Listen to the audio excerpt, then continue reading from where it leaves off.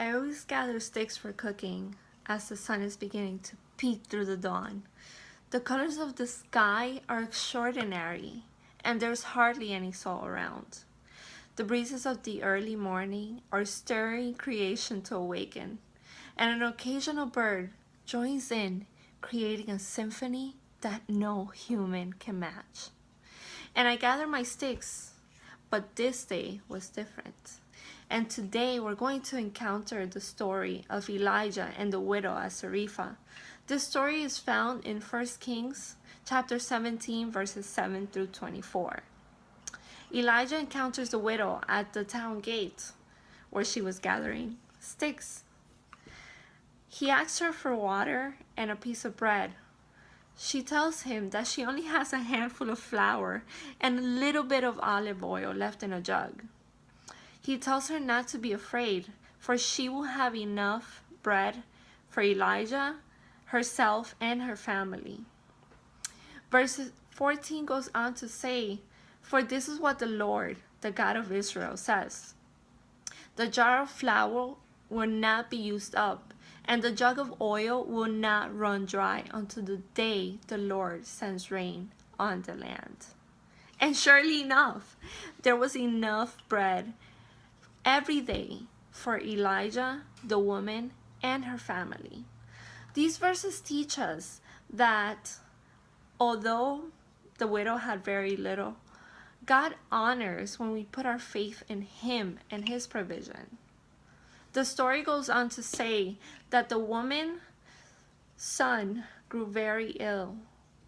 She asks the prophet Elijah, "What do you have against me, man of God? Do you come to remind me of my sin and to kill my son?" He tells her to give him her son.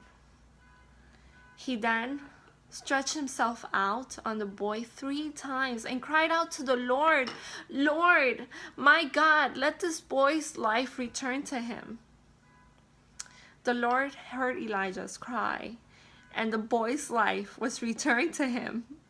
Elijah picked up the child, carried him from the room into the house. He gave him to his mother and said, "Look, your son is alive."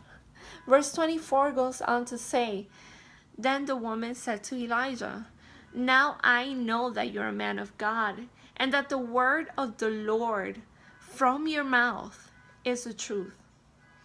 These verses teach us that although the widow questioned God, she still acted upon that little bit of faith. Perhaps it was that previous encounter. And not only did she become a witness of that miracle, but Elijah, who confidently pleaded to God, also got to see that miracle of seeing the boy's life being returned to him. Now, what does that mean to you and I? Well, if you have not encountered God and you're currently facing a hardship, this may be speaking to you. This is the day where you can turn to God in faith. And you may be asking, why should I? Well, be reminded that John 10:10 says that Jesus came into this world so that we may have life and have it to the full. Therefore, if you're facing a drought, accept Him into your heart, remembering the words of Romans 10:9 that says, "If you declare with your mouth that Jesus is Lord and believe Him into your heart that God raised Him from the dead, you will be saved." And for those of you that already had an encounter with God, remember that we're going to face more struggles, but we ought to remember the words of Matthew 11 verse 28 that says, "Come to me, all who are weary and burdened, and I will give you rest." We need to be reminded of that initial encounter where God was at work in our lives, and that is our testimony. Psalms 126:3 says that the Lord had done great things for us, and therefore we're filled with joy.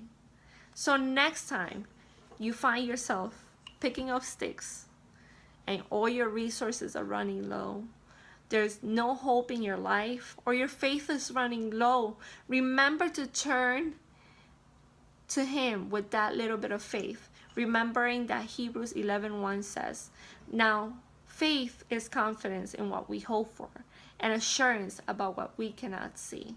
So pick up your sticks, for this is the day that God is coming to visit you.